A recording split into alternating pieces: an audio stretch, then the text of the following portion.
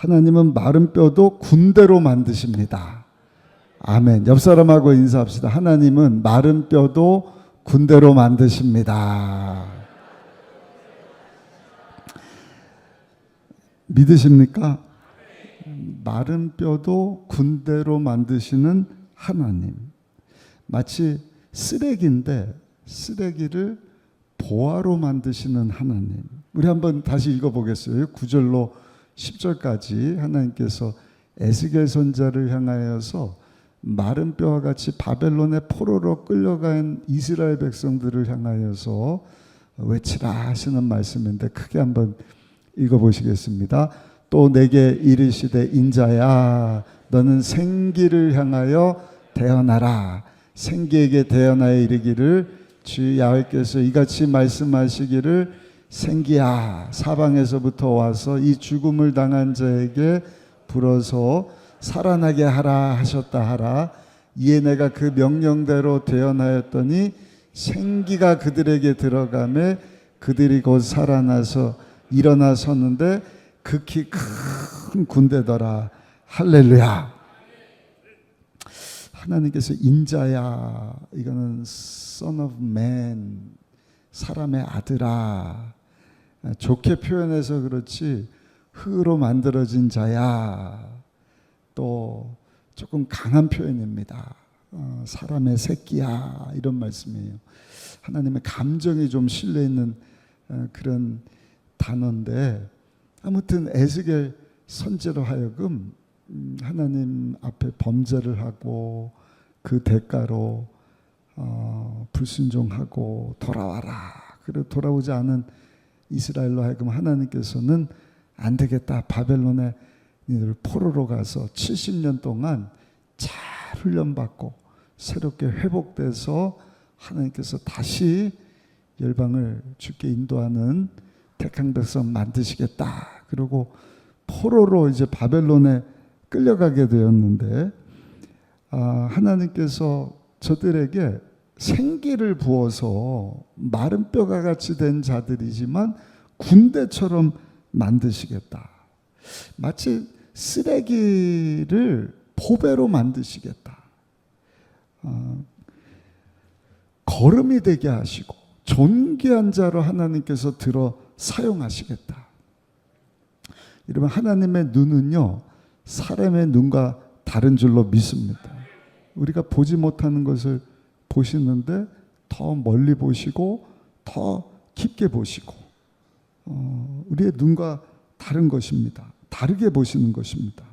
농부가 쓰레기를 쓰레기로 보는 것이 아니라 그것을 거름으로 보듯이, 여러분들 삶 가운데 참 어려운 일이 많고 생각할 때 나는 정말 마른 뼈와 같은 낙심과 절망과 어려움 가운데 눌리고 찢겨서 아무것도 할 수 없다고 생각되는 그러한 때에도 사랑하는 성도 여러분, 오늘 말씀을 기억하시고 하나님께서 생기를 후 불어넣어 주시면, 여러분 마른 뼈같이 쓰레기같이 아무 쓸모없는 자라 할지라도 하나님께서는요 군대로 일으키신다. 보배로 들어 사용하신다. 존귀한 인생을 만들어 주신다 하는 것을 기억하시기를 예수님의 이름으로 축복합니다. 이스라엘 백성들 하나님께서 택한 백성들이지만 하나님 앞에 범죄합니다. 우상을 숭배하고 선지자들을 죽이고 안식일을 지키지 않고 말씀에 불순종하면서 산가닥에 아까 말씀드린 것처럼 저들을 다 흩어버리시는 거예요. 아니 바벨론의 포로로 1차, 2차, 3차 한 150만 명이 끌려가도록 만드시지 않습니까? 거기 포로로 끌려가니까 이제는 종처럼 노예처럼 포로로 끌려가서 마른 뼈같이 쓸모없는 쓰레기와 같은 인생이 되어버린 것이죠. 이유가 뭔가 하나님 앞에 범죄한 일 때문이다. 죄가 무서운 거예요. 죄가. 아무리 유능한 청년이고 아무리 뛰어난 사람이라 할지라도 죄에 딱 사로잡혀 보셔요. 무능한 사람이 되어버립니다. 죄악 가운데 어두운 가운데 그 구렁텅이에 빠지게 되었다. 극단적으로 도박에 마약에 빠졌다. 그 비참한, 여러분 더럽혀진 인생이 돼버리는 것 아니겠습니까? 그럼에도 하나님께서는요, 마른 뼈와 같고 더럽혀졌고 어떻게 보면 쓸모없는 이스라엘을 다시 일으켜 세우시고 군대를 만드시겠다 하는 것이 하나님의 뜻이고 하나님의 계획이시고, 그것을 누가 하느냐? 하나님께서 하시겠다. 그래서 36장 37장 보시면 계속 누가 하는 거예요? 내가 하겠다, 내가 하겠다, 일을 내가 할 것이다. 에스겔아, 너는 나를 대언해서 생기가 마른 뼈에게 흘러 들어가서 군대로 일어날 것을 선포하여라. 내가 할 것이다. 그 말씀에 순종하니까 하나님께서 그대로 하시지 않습니까? 쓰실 만한 존재로 군대로 이렇게 세우셨다. 근데 하나님께서 이 일을 어떻게 이루시느냐? 아주 중요한 말씀인데요. 첫 번째는요, 한번 따라 하실까요? 하나님께서 정결케 하심으로 사용하십니다. 오늘 37장 잘하는 말씀인데 36장에 먼저 넘어가서 보시면 주시는 말씀이 있어요. 36장 24절로 25절까지 맑은 물을 뿌려서 깨끗하게 하실 것이다. 우리 한번 같이 읽어보시겠습니다. 내가 너희를 여러 나라 가운데서 인도하여 내고 여러 민족 가운데서 모아 데리고 고국 땅에 들어가서 맑은 물을 너에게 뿌려서 너희로 정결하게 하되 곧 너희 모든 더러운 것에서와 모든 우상 숭배에서 너희를 정결하게 할 것이며. 할렐루야. 하나님께서 그 더럽혀진, 그래서 마른 뼈 같은, 정말 쓸모없는 것 같은 인생이 된 그 비참한 낙심과 절망 가운데 있는 상황이라 할지라도 하나님께서는 어떻게 하신다고요? 맑은 물을 뿌려서 정결하게 하여 저들을 씻어 군대로 일으켜 세우실 것이다. 여기 맑은 물은 하나님의 말씀을 상징합니다. 말씀으로 오늘도 우리를 깨끗이 씻어주시는 줄로 믿습니다. 또 맑은 물로 그 죄를 더럽히는데 그것은 다름이 아니라 예수님이 십자가에서 흘려주신 죄 없는 피로 우리를 씻어주시는 것입니다. 또 맑은 물로 우리를 깨끗게 하신다. 맑은 물은 성령의 생수입니다. 성령의 생수로 여러분 죄로 더럽혀진 우리 생각과 마음과 영혼과 육체와 환경과 범사를 깨끗하게 정결하고 거룩하게 하셔서 다시금 일어나 군대처럼 들어 사용하시겠다. 주인이 아무리 사용하고 싶은 그릇이 있다 할지라도 더럽혀진 그릇은 아무리 고귀하고 정결하고 비싼 그릇이라 할지라도 사용할 수가 없지 않습니까? 그래서 하나님이 어떻게 하신다고요? 맑은 물로, 하나님의 말씀으로, 보혈로, 성령의 생수로 깨끗이 씻어서 하나님께서 사용하시겠다. 여러분, 날마다 이 맑은 물을 사모하시기를 예수님의 이름으로 축원합니다. 그래서 교회가 소중한 곳이에요. 왜냐하면 이 교회를 통해서 그 맑은 물이 날마다 쏟아져 나오기 때문에. 그래서 교회가 소중한 것을 아시고 여러분 교회를 아끼고 교회를 위해서 기도할 수 있는 저 여러분들이 다 되시기를 예수님의 이름으로 축원합니다. 두 번째입니다. 하나님께서 마른 뼈를 들어 군대가 되게 하시는데, 두 번째 하나님께서는요, 한번 따라 하실까요? 새 영을 부어 주십니다. 새 영을 부어서 그 마른 뼈와 같은 이스라엘 백성들을 군대로 들어 사용하시겠다.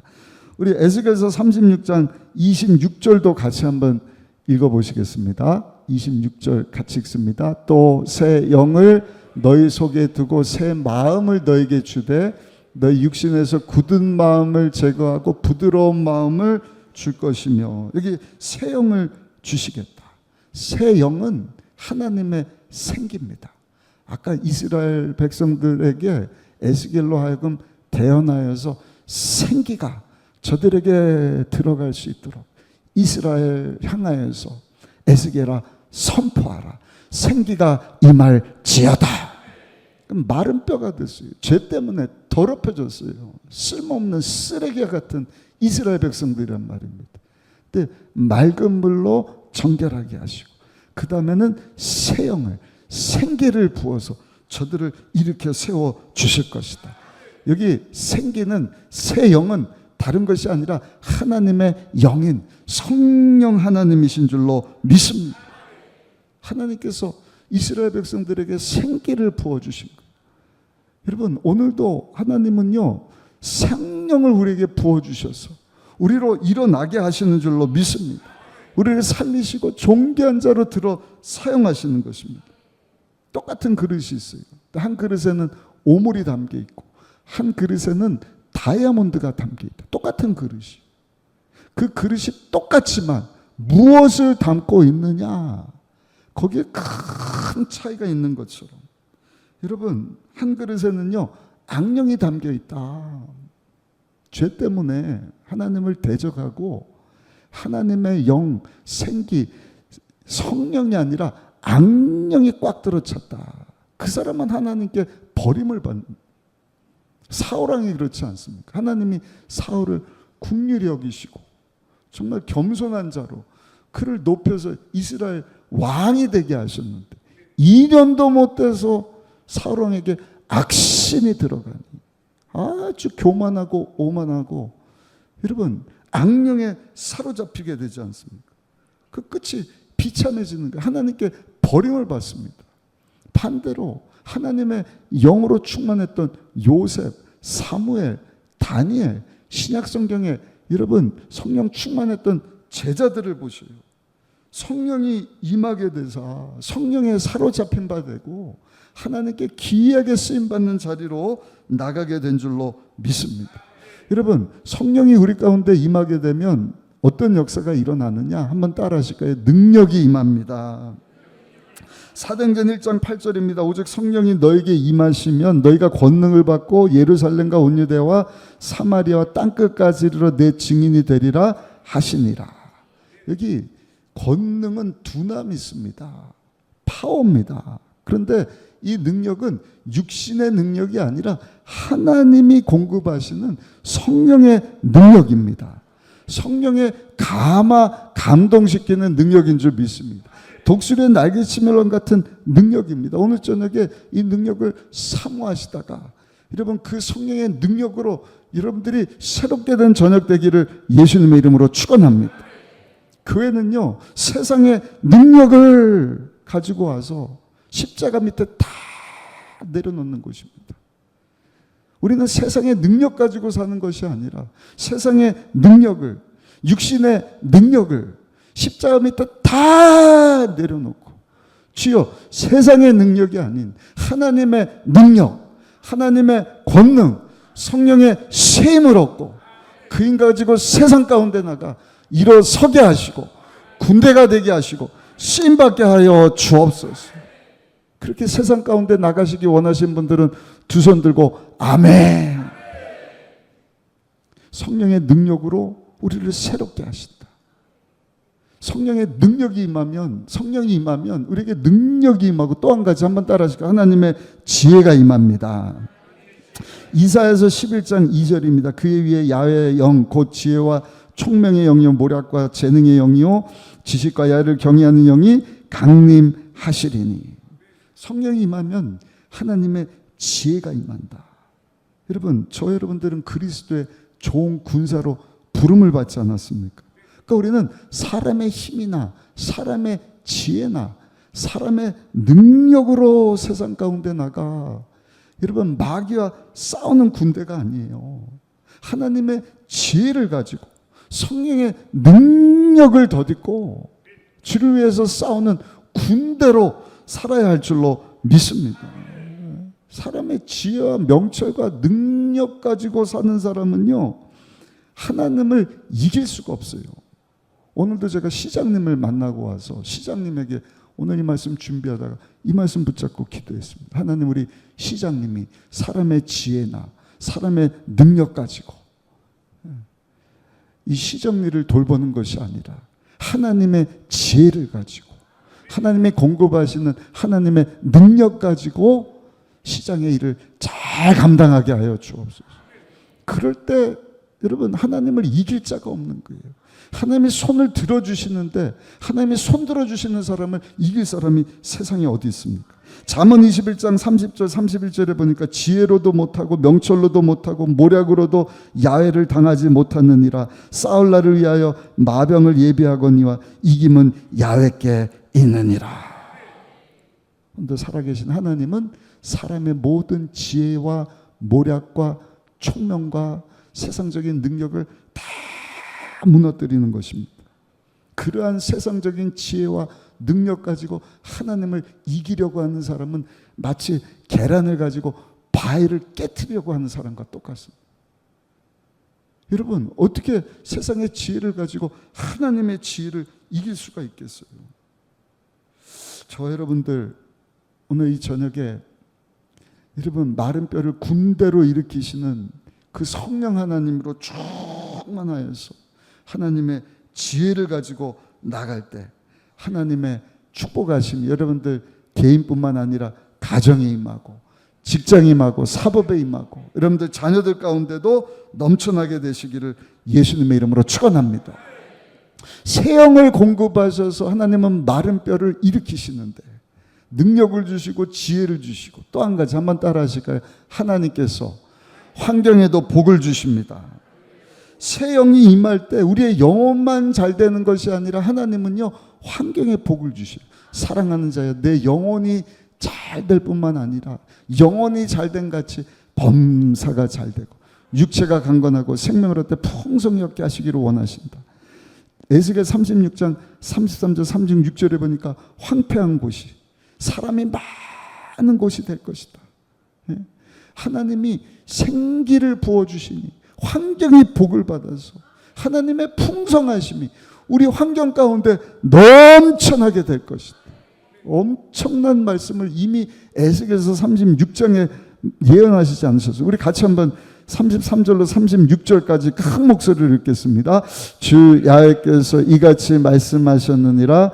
내가 너희를 모든 죄악에서 정결하게 하는 날에 성읍들에 사람이 거주하게 하며 황폐한 것이 건축되게 할 것인즉 전에는 지나가는 자의 눈에 황폐하게 보이던 그 황폐한 땅이 장차 경작이 될지라. 사람이 이르기를 이 땅이 황폐하더니 이제는 에덴 동산같이 되었고 황량하고 적막하고 무너진 성읍들의 성벽과 주민이 있다 하리니 할렐루야, 할렐루야.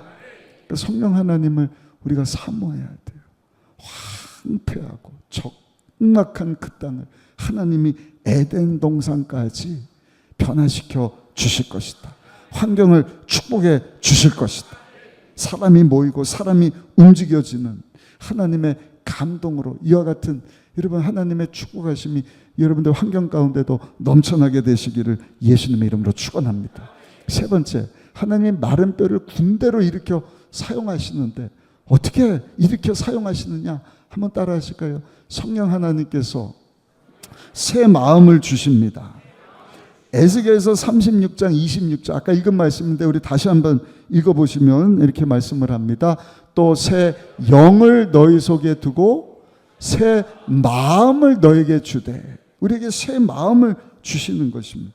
하나님께서요 굳은 마음과 딱딱한 마음을 부드럽게 하시겠다. 26절 다시 한번 읽어보실게요. 26절 말씀 함께 읽어보겠습니다.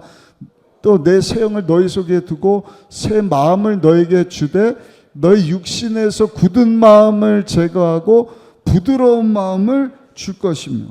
할렐루야. 굳은 마음을 제거하시고 부드러운 마음을 주실 것이다.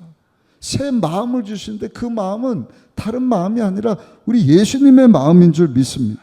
빌립보서 2장 5절입니다. 너희 안에 이 마음을 품으라. 곧 그리스도 예수의 마음이다. 예수의 마음은 마태복음 11장 29절에 이렇게 말씀을 합니다. 나는 마음이 온유하고 겸손하니 나의 멍에를 메고 내게 배우라. 그러면 너희 마음이 쉼을 얻으리니. 예수님의 마음은 따라합시다. 온유하고 겸손한 마음입니다. 여러분 하나님께서 우리를 들어 존귀한 자로 보배로운 자로 군대처럼 사용하시는데 맑은 물로 씻어주시고 새 영을 부어서 지혜와 권능과 환경에 복을 주신과 함께 따라합시다. 내 마음에 새 마음을 주십니다. 예수님의 마음, 온유하고 겸손한 마음. 항상 하나님은요, 이 두 마음을 주시는 것입니다. 온유하고 겸손한 마음. 그 가운데 하나님의 은혜와 복이 임하기 때문에. 그래서 마음을 잘 지켜야 돼요. 잠언 4장 23절에 말씀하지 않습니까? 무릇 지킬만한 것보다 내 마음을 지키라. 생명의 근원이 이에서 남이니라. 낙하산이 떨어질 때 낙하산이 열리지 않으면 여러분 그 사람은 추락합니다. 죽을 수밖에 없는 것처럼. 마음이 열리지 않으면, 그 굳은 마음이 녹아지지 않으면 비참하게 되는 거예요. 살 수가 없는 것입니다. 그런데 온유하고 부드러운 마음 가운데 하나님의 말씀이 떨어지게 되면 그 말씀이 열매를 맺고 하나님의 풍성하신 은혜와 복을 삶 가운데 넘치게 받는 줄로 믿습니다. 그래서 여러분들 하나님의 말씀을 들을 때 여러분들의 마음이 온유하고 겸손해지시기를 예수님의 이름으로 축복합니다. 성경에 예수님께서 온유한 자가 땅을 차지하게 될 것이다. 온유한 자로 하여금 하나님께서 땅을 차지하게 하셔서 그 받은 복을 가지고 많은 사람들을 섬기게 하시는 것입니다. 그래서 여러분들의 마음이 굳어지지 않도록 하나님 앞에 나와서 하나님 맑은 물로 내 영을 새롭게 하시고 내 마음을 부드럽게 하여 주옵소서. 성령으로 충만한 사람은 항상 온유하지 않습니까? 그래서 표정도 온유하고 말도 온유하고 태도도 온유하고 마음도 온유하고. 마음이 교만한 자는 딱딱합니다. 부드럽지 않습니다. 굳어져 있습니다. 그럼 이 부드럽지 않은 딱딱하고 굳어진 마음을 부드럽고 온유하게 하는 것이 뭔가? 한번 따라 하실까요? 회개의 눈물입니다. 촉촉한 회개의 눈물을 흘릴 때 그 회개의 눈물이 굳어진 심령을, 딱딱해진 무뎌진 우리의 마음을 온유하게 만들어버리는 것입니다. 오늘 기도하실 때 하나님 회개의 마음, 회개의 눈물 주셔서 내 이 완악하고 굳어지고 딱딱해진 이 마음이 부드러워지고 온유해지게 하여 주옵소서. 또 한 가지, 예수님의 마음은 온유하고 겸손하다. 야고보서 4장 6절에 말씀을 합니다. 그러나 더욱 큰 애를 주시나니 그러므로 일렀으되 하나님이 교만한 자를 물리치시고 겸손한 자를 물리치시고 교만한 자를 물리치시고 겸손한 자에게 은혜를 주신다 하였느니라. 아멘. 겸손한 자에게 하나님께서는 은혜는요, 높은 곳에서부터 낮은 곳으로 임하지 않습니다. 교만한 자는 그 은혜를, 그 축복을 담아낼 수가 없어요. 교만한 마음을 하나님은 깨트리시기 때문에. 그러니까 하나님이 주시는 은혜와 복을 담을 수가 없는 것입니다.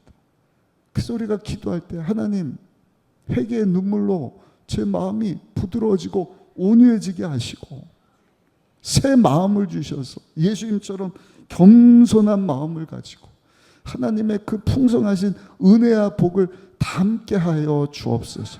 또 나눌 수 있게 하여 주옵소서. 사울왕의 겸손함을 보시고 왕이 되게 하셨지만 2년 만에 교만해지니까 하나님이 왕의 자리에서 내려오도록 면류관을 뺏어버리지 않습니까? 인생이 추락하고 말지 않습니까? 그러나 하나님은 오늘도 온유하고 겸손한 자에게 은혜와 복을 주시는 것입니다. 그리고 받은 은혜와 복을 계속 유지하려면 한번 따라하시기에 나누고 베풀어야 합니다. 두 손을 펴서 나누고 베풀 때 하나님께서 또 채워주시니까. 그래야 굳지 않아요. 그래야 썩지 않습니다.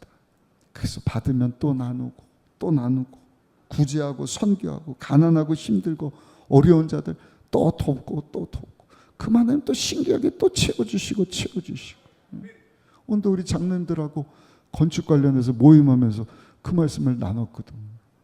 내년도 1월에 우리가 선교 가지만 그 성전 건축 관련된 재정을 채워주셨어요. 아니, 목사님 내가 뭐 얼마 헌금했는데 뭐 계속 그 케냐 선교헌금 얘기를 합니까?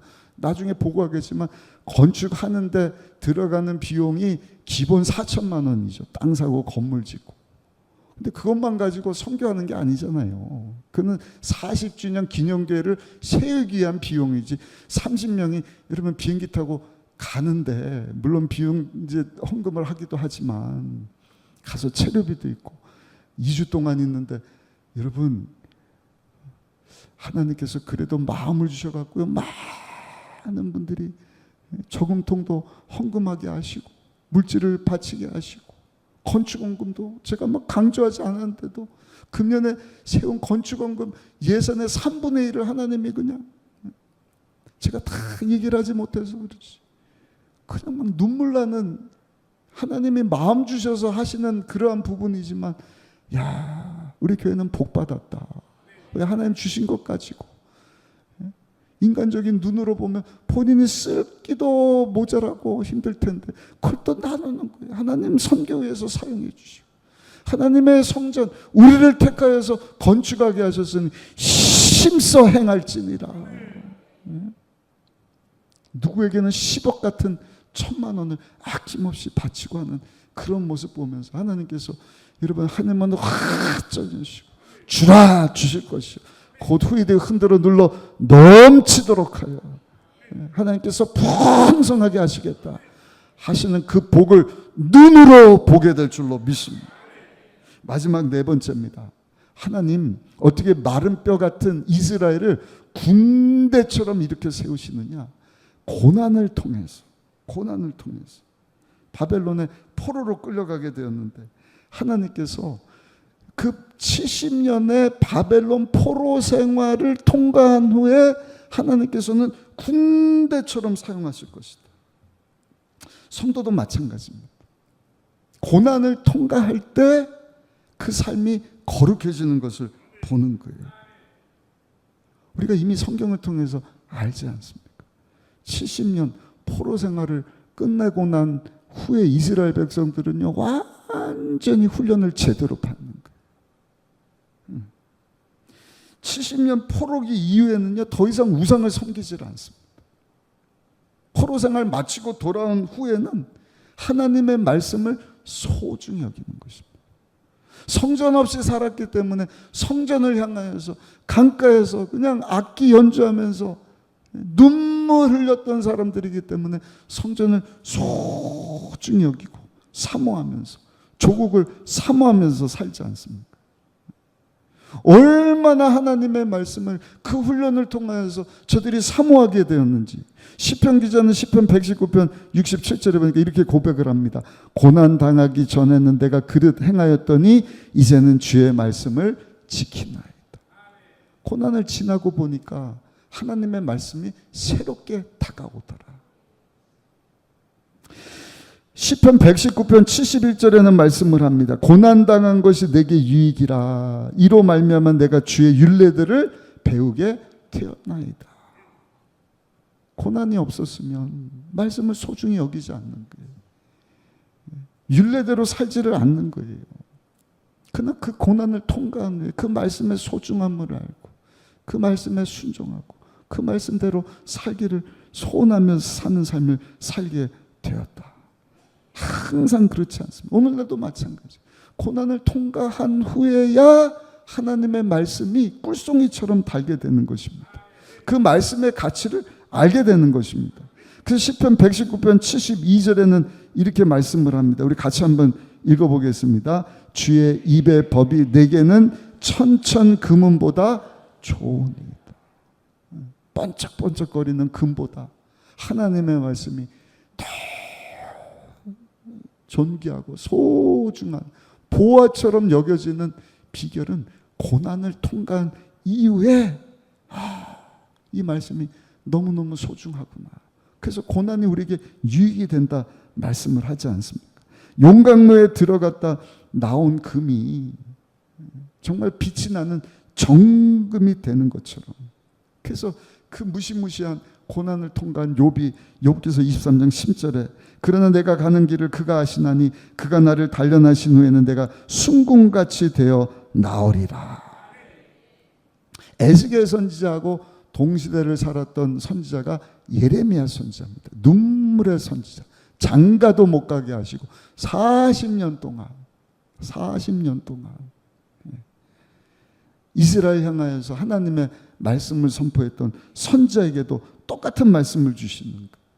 너희를 바벨론에 하나님께서 포로로 보내실 것이지만 마치 토기장녀와 같이 하나님께서 새롭게 빚으셔서 너희들을 다 다듬고 새롭게 깨트리고 터뜨려서 하나님이 원하시는 도기로 만들기를 원하신다. 예레미야 18장 3절로 6절입니다. 내가 토기장의 집으로 내려가서 본즉 그가 농로로 일을 하는데 진흙으로 만든 그릇이 토기장의 손에서 터짐에 그가 그것으로 자기 의견에 좋은 대로 다른 그릇을 만들더라. 그때 야의 말씀이 내게 임하니라. 이르시되 야의 말씀이니라. 이스라엘 족속아, 이 토기장이가 하는 것 같이 내가 능히 너에게 행하지 못하겠느냐. 이스라엘 족속아, 진흙이 토기장의 손에 있음 같이 너희가 내 손에 있느니라.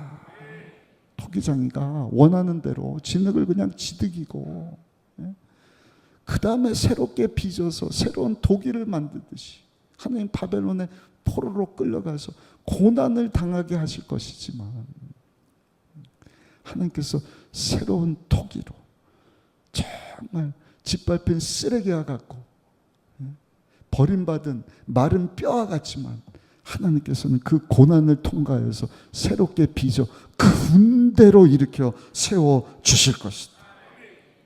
우리가 항상 고난을 당하면 흔들리지 않습니까? 그러나 참 신비로운 것이요, 고난 중에 하나님이 우리를 강하게 하시는 거, 아니 고난 중에 성장하게 하시고, 고난 중에 줄기가 자라나게 하시고, 고난 중에 꽃을 피우게 하시고, 고난 중에 뿌리를 깊이 내리게 하시고, 고난 중에 열매를 맺게 하시고, 고난 중에 더 아름다운 향기를 발하게 하지 않습니다. 결론입니다. 사랑하는 우리 순복음 의정부교회 성도 여러분, 우리가 마지막 때 기도로 무장해야 할 줄로 믿습니다. 기도로 무장한 군사. 군사의 뜻이 뭐예요? 어쩔 수 없이 전쟁해야 된다. 제가 엊그저께 기도원 가서도 우리가 날마다 역적적인 것을 알고, 사도 바울이 교회가 무엇이냐 말씀하고 6장 가서 결론적으로 끝으로 감옥에 갇혀서 아주 중요한 메시지를 주는 것 아닙니까? 그러니까 날마다 하나님의 전신갑주로 무장을 하고, 공격용 무기를 말씀해 주시고, 방어용 무기, 그 다음에 공격용 무기, 성령의 검, 곧 하나님의 말씀을 가지라. 근데 그거 가지고 여러분, 하늘의 공중권세 잡은 어둠의 악한 영과 싸워서 여러분 우리가 너무너무 힘든 거예요. 그 사도 바울이 기도에 대한 말씀을 하지 않습니까? 하나님 앞에 기도하면 하나님께서 우리 기도를 들으시고 우리를 도와주실 것이다. 우리는 어쩔 수 없이 전쟁할 수밖에 없는 군사로 부름을 받은 거예요.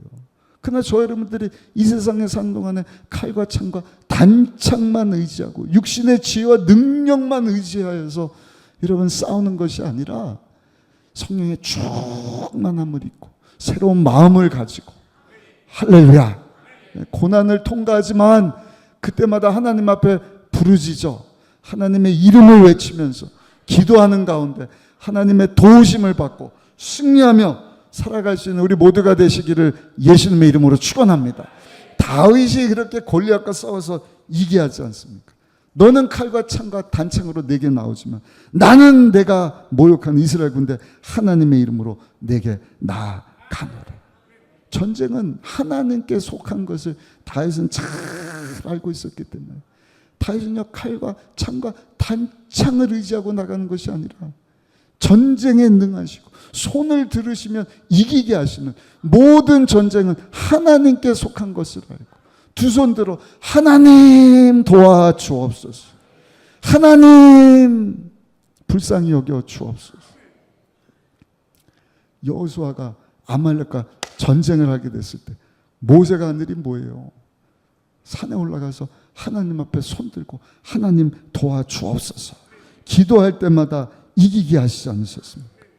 여러분, 하나님께서는요, 우리의 기도를 들어주시고 우리로 하여금 이 영적인 전쟁에서 승리하게 하시려고 예수님의 이름을 주셨다 말씀을 하잖아요. 요한복음 14장 13절로 14절입니다. 너희가 내 이름으로 무엇을 구하든지 내가 행하리니 아버지로 하여금 아들로 말미암아 영광을 받으시게 하려 함이라. 내 이름으로 무엇이든지 내게 구하면 내가 행하리니.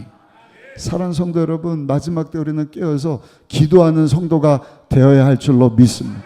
기도하는 교회가 되어야 할 줄로 믿습니다. 기도하는 영적인 지도자가 되어야 할 줄로 믿습니다. 기도할 때 하나님 여러분들을 도와주셔요. 가정을 살게 하셔요. 여러분들의 사업을 살게 하셔요. 다음 세대를 살게 하셔요. 마른 뼈와 같은 인생이라 할지라도 군대로 일으켜서 우리를 통해서 하나님께서 영광을 받으시는 줄로 믿습니다. 오늘 주신 말씀 붙잡고 하나님을 찾고 기도하면서 성령의 충만함을 입고 하나님 앞에 마지막 때 멋지게 쓰임받고 영광 돌리는 삶 살아갈 수 있는 우리 모두가 되시기를 예수님의 이름으로 축원합니다.